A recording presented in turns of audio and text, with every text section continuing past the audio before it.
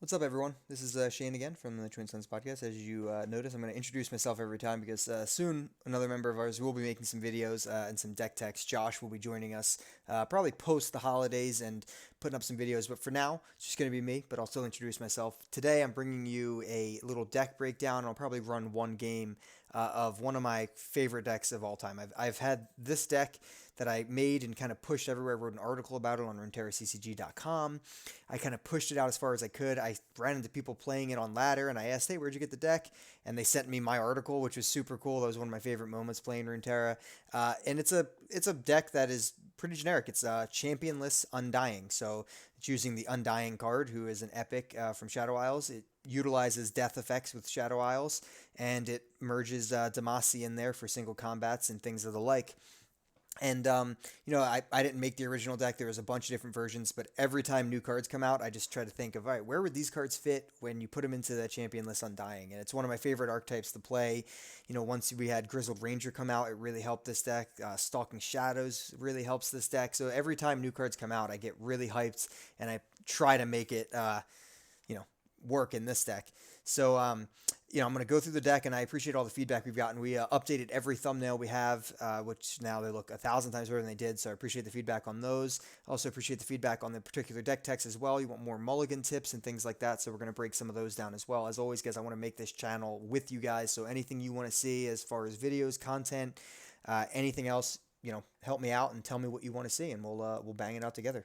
So switch over to the live scene here. So this deck, again, it is an amazing budget aggro deck. It is amazing budgetly because there are no champions. So as we know, champions cost 3,000 shards to make, and the champion wildcards are the rarest of all, and we don't have to deal with that because we don't run any champions. And, people will argue, oh, would a champion make this deck better? And honestly, champions just don't fit in with the game plan well enough.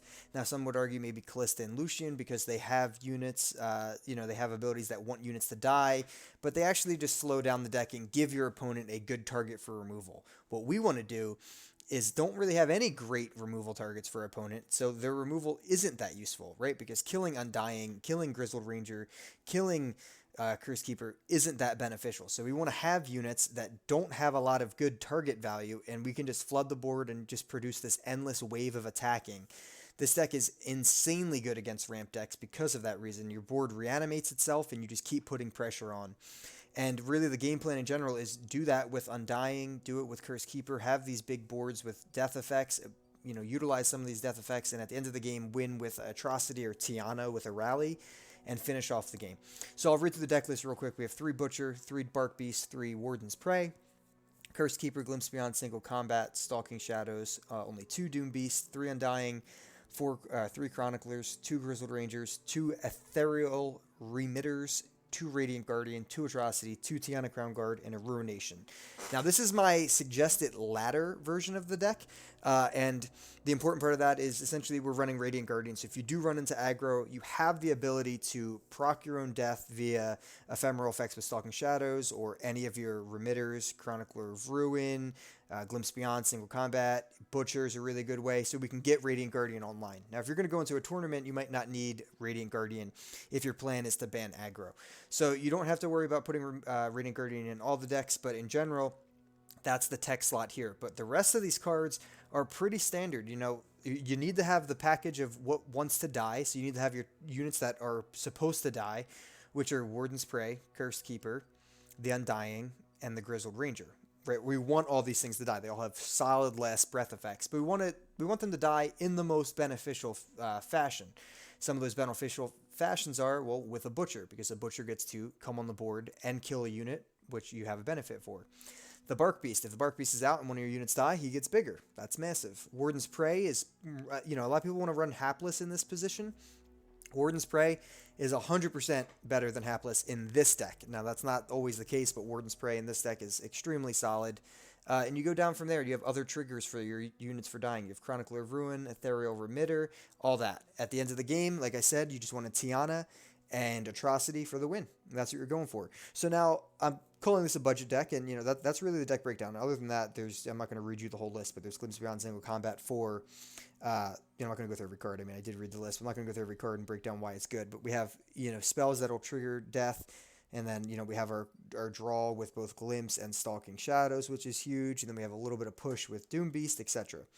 Now, the reason it's such a good budget deck is because if you look through, we don't even have that many epic cards, right?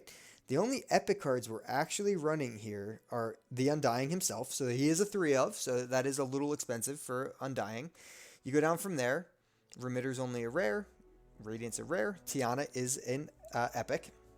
And then Ruination's an epic. So we only have 6 epic cards. The rest are rares and commons.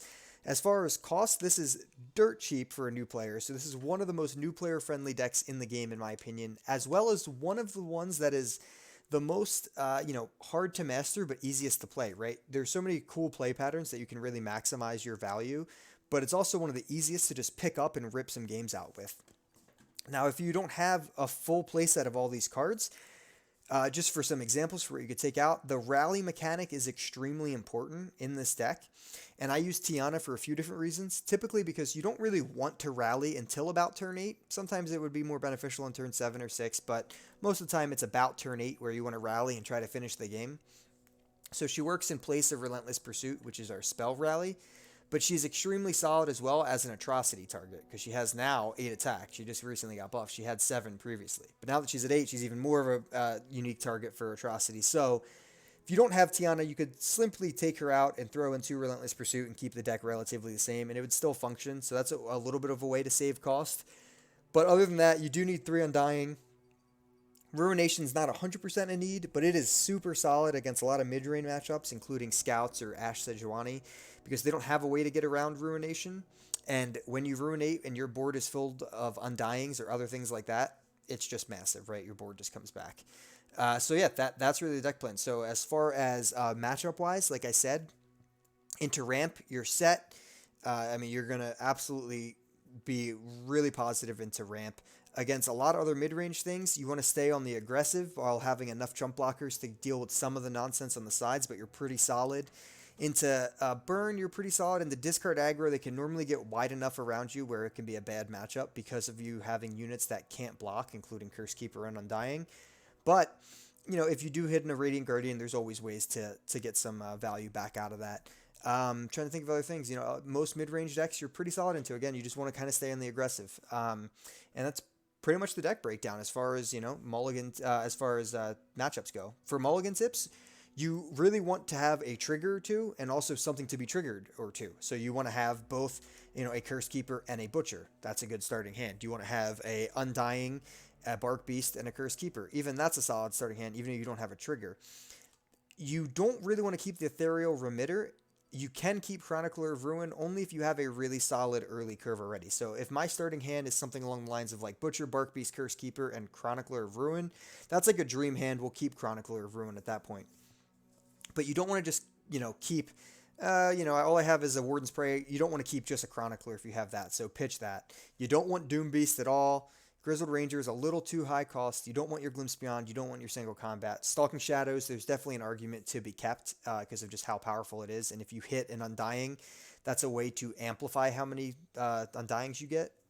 Another big tip is if your opponent is playing a deck that's going to attack, you can't play 6 Undying. You are going to need a blocker at some point. So you don't want to just have Stalking Shadows, hit an Undying, play 2 Undying. On top of that, the Chronicler of Ruin, when you play it on an Undying, it kills that Undying, remakes a different Undying, and that first Undying will come back. So you actually get 2 Undyings out of the Chronicler of Ruin play on that. So you don't want to fill your whole board up with units that can't block. But that being said, Stalking Shadow is still a solid keep card. So really what you're looking for is Butcher, Bark Beast, Warden's Prey, Cursed Keeper, and Undying. If you have those, you can begin to consider keeping some of the other cards like Stalking Shadows, like Chronicler of Ruin. Anything above 5 cost, you probably don't want to start with. You will eventually draw a lot of it. Glimpse Beyond and Stalking Shadows will help you draw. You can get around some in particular life-stealing or draining cards with Glimpse Beyond to get your draw.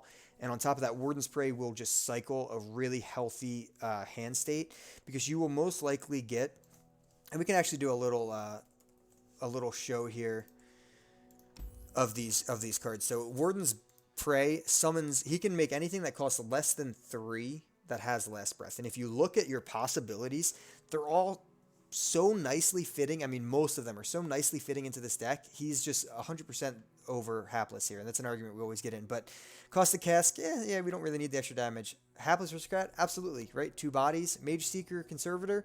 If you get that from a word and spray, you're getting your 1-drop for 1/1. That's chumping. You have another chump, and then you have a spell. Obviously, getting a word and spray is crazy. Yet a yearling, fine. Sentry, amazing. Card draw. You have death triggers for that. Perfect. Curse Keeper, we're already running that. Perfect. Legion Grenadier, insane. Shark Chariot, pretty solid. You can now make the Mentor of Stones, which is insane. The Thorny Toad, decent against aggro, but not really needed elsewhere. Or you could just make another Undying. So as you see, like the Warden Spray can just put out awesome units for you. So that's a really good way to keep your hand state alive. So he's definitely what you want in your opening hand. That's pretty much the deck breakdown. I went over matchups, went over mulligans, the cheapness of the deck, and the curve that we're going for. And our win condition, like I said, is normally an Atrocity, Tianna, in that range, or just a full board of attacking Undying. So let's run one game real quick. I'm going to play in normals because I'm currently at a high rank and in the top 700, so I don't want to drop out. Not that I don't have confidence in the deck, but, you know, we are not going to take this currently into Masters at the moment. I'm just sitting and waiting for that. While I have this downtime, if you guys don't mind, like the video, comment something if you have anything to say. If you have any questions, I'll put the deck code in the comments and the description. Make sure you're subbed to us so we can keep the videos coming. Hopefully you found this useful. Also, quick shout out to Jeff Seamster. He is the musical director of Legends of Runeterra, and he hooked up me and my 2 friends that run the podcast with some lore coins, so much appreciated. So this hand, we just went over, right? We want Curse Keeper. We don't want these things. We're going against a Targon Noxus Darius Draven, which is an overwhelming style deck. So we need to have some pressure on their side. So we have a 1-drop. Atrocity is the only really bad card, and drawing a second Stalking Shadows isn't super useful. But we still have it. So their deck will do a lot of damage if we don't actually get going. So if they wanted to trade that, that would have been fine. They're not going to take that trade, obviously.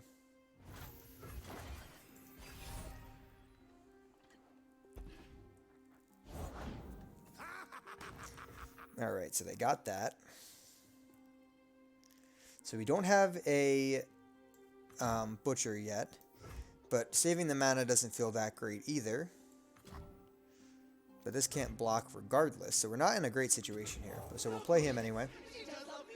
But we are going to just take 5 damage, which is pretty bad.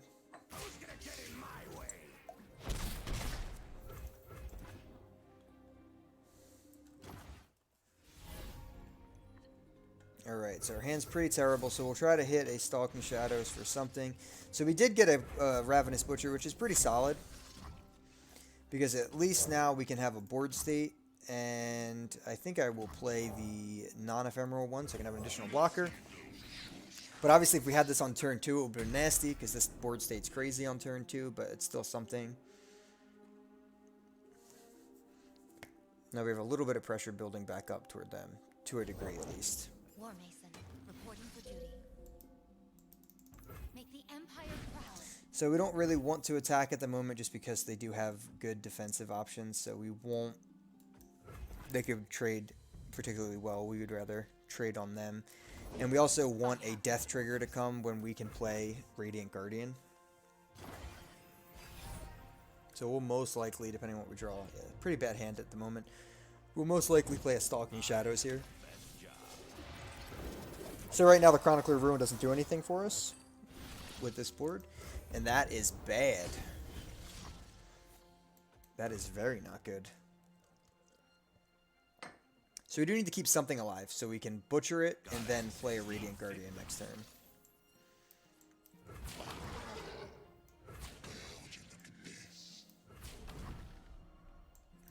So we'll probably block like this. Going down the 6 hurts pretty bad, but we keep 2 units alive and we can get Radiant Guardian online, which is at least moderately beneficial. But we're not in a good spot for sure. We're not putting any pressure on them. They're attacking with full pressure. And he discarded something to buff that. He discarded a Crescent Guardian, so he's sitting on 2 cards in hand. This deck is the Decisive Maneuver deck. Really strong deck. It's actually what I'm climbing with now, but I'm using a Freljord version. So we have to be careful of that play, but he's running a lot more of an aggro early curve. So we'll save the mana, which isn't great because we don't have a whole lot to play, but we at least still have a Butcher to be able to kill this, to be able to play Radiant Guardian, so that's good. We got Tianna, which isn't super helpful, but it is something. Like I said, you know, the hand kind of bricked here with 2 Atrocity. Not the best hand. Raise your weapon, Sunwood. Virtue guides me. Hit me with the Heimerdinger remote. Banish the unworthy. So, we'll attack.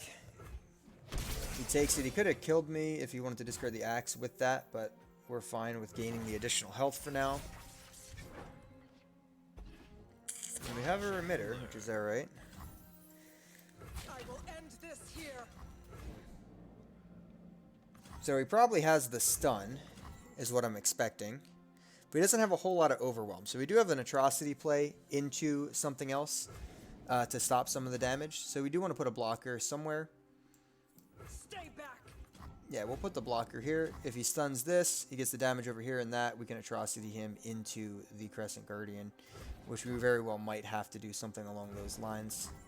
So we'll try to block this, see what happens. Sucks we don't have a single combat. That would have been very helpful, but we don't. So yeah, he's going for that. So what we can do is do this. Put this on 1. So that won't work because he has a pickaxe.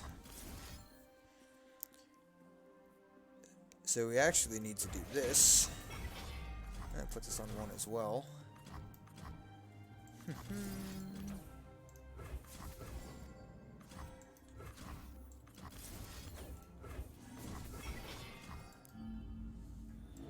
So where does this put us right now? This puts us a -40. I think we lose here. So he's doing overwhelm damage anyway, so we can kill Draven and see if he uses his axe. That's really the only play we have, so it's not looking super solid. So he should use his axe now if he thinks I have a single combat, which would be great. But we don't, so he gets the dub. Time for the money makers. And we have nothing to put it on. So, we lose that game. So we'll run another one for fun. See how long this video will go, but that'll be fine. So yeah, that one went, you know, he overwhelmed. We almost stabilized with Radiant, but we couldn't quite do it, so we got stuck. Yeah, definitely this deck in general can have hands that brick at times, which can be frustrating, but majority of the time you find, you know, the right triggers that you need, but it doesn't always happen, so kind of how it works. But I've actually climbed up to Masters with this deck in previous seasons, which has been solid. So we don't really want 2 Undying. I mean, I don't know, we're getting plagued by these Tiannas and Atrocities, which we only run 2 ofs. But we can keep 1 Undying. And that's a pretty terrible hand too, I'm not going to lie, guys. That's pretty bad. That's pretty bad. So we're going to go for mega late game stuff here. Which in all reality might not be that terrible. So emitter on that is pretty absurd. So here we're just going to play Undying on 3. And we're going to try to get an Undying curve going. We do have Fiora coming out already, which is pretty annoying. So we'll probably just pass here, actually. We at least have Glimpse Beyond to get around Fiora. I serve my people with pride.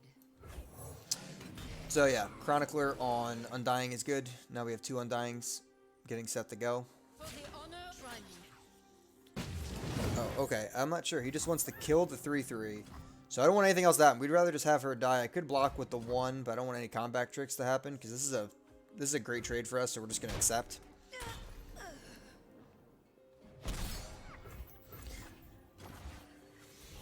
Could have, you know, would have guessed he would have pulled Warden Spray, but he didn't. So now we have a couple options. So Chronicler can make an additional Undying to really flood the board, which would be pretty insane. But Remitter on Undying is one of the stronger plays in the game, depending on what you get. So now we have a extra 4/4 body, and that Undying will come back next turn, which is just massive. So now obviously he's shielded, so we can't do much, but we'll still send Undying, because if he blocks, the Undying just gets bigger. So of course we don't really care, and we just send that.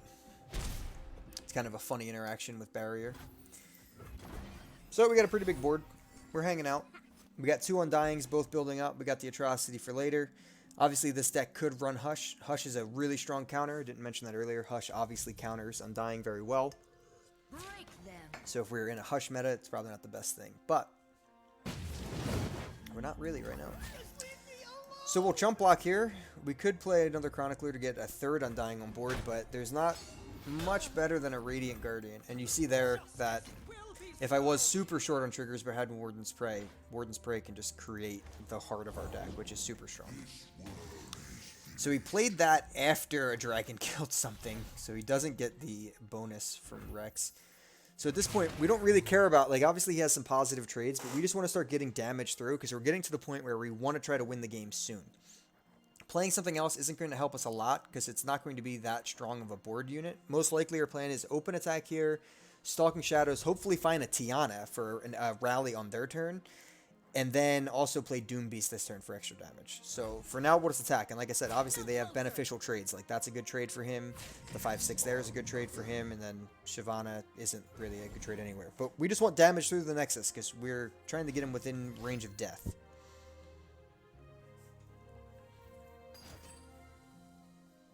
So he's Concerted Striking. So that would level him up and he would still take that damage. So we'll just try to glimpse around it to start. So Glimpse is great for anything around targeting spells, especially draining spells, but it's a solid mana. I got out, so I got to draw 2 cards. So now we could just double Doom Beast this turn. Get his Nexus nice and low. But we will probably play Stalking Shadows at some point. So Shyvana is leveled. We have a single combat ourselves, but Shyvana is still she's pretty scary leveled.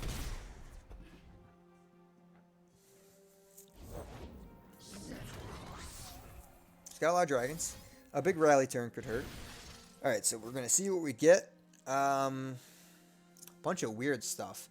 So Butcher is eh. It will give us some blockers this turn, which could be good. We don't need the Curse Keeper. We already have it. The Remitter is pretty solid because, again, we can kill a Undying and get a 5-cost unit, which is good. I still think my play here is play both of the Doom Beasts, so I have 2 chump blockers. If that's the case, I will take the Remitter because he will also, in one action, give me 2 blockers. So Remitter in one action can turn an Undying that can't block into a 5-drop that can block, and himself can block as well. So it's solid. So obviously we have a little bit more sustain than just the Radiant Guardian when we draw both our Doom Beasts. So nice 4 damage swing. We put his Nexus on 7. We're getting close. We really wanted to see a Tianna there. We haven't seen one, so we need to have another turn where we can push more damage through. If we can get a little bit more damage through, we can do good. So see, he doesn't open attack, so we can play this, and now we can turn our board from only having 3 blockers to now having 4 blockers. Even though this is a 5/3, it's not the strongest 5-drop we could have got. It's still solid. It's still a 5-attack threat. So, and again, now we killed that Undying. That Undying will be coming back next turn with 4 attack, which is always super solid.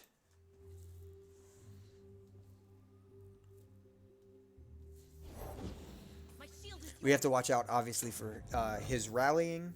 When he rallies, that will be strong. We have 2 mana we want to play with in case we want a single combat, but we can put out another chump blocker as a 1 cost that will feed our hand more. As you see, our hand staying pretty active this turn, this time.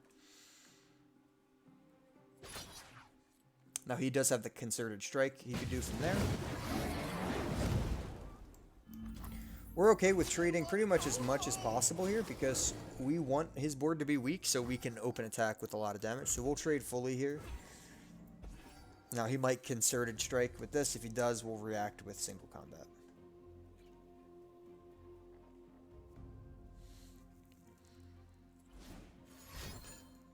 Yeah, so he still wants to do that. So we will just react directly back. We like what's striking here.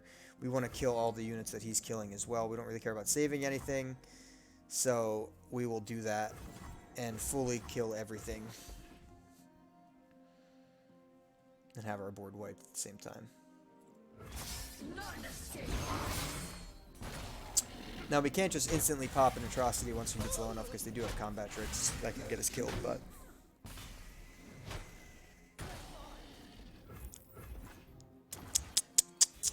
so we have 2 Undyings, but just 2. This thing is a ephemeral unit, so it's probably better on defense. So I think what we're going to do is we're going to try to build our board a little bit more. We need to have a larger wave of just attacking Undying. So I think 3 is probably our max. But we still have a couple more things, depending on how. So he is not going that wide. He probably doesn't have another unit. He could have 1 more. So we will go wide. And he surrenders. So the option to go wide there is just very powerful, right? We can play Chronicler, which keeps us at 3 units. We can play Curse Keeper, Butcher, which keeps us at thick units. We could have even played an additional Yeti or Curse Keeper at the end to send a ton of units around. So you're really just building up that Undying wave to just send them out.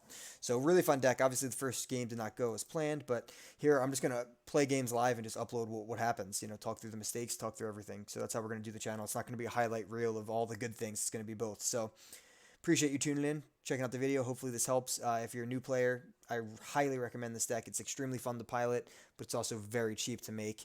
And it's just quality Runeterra. You know, you just have a great time as you kill your own units and you just blast their board and you with reckless abandon. So guys, I appreciate you tuning in, checking it out, and until next time, peace.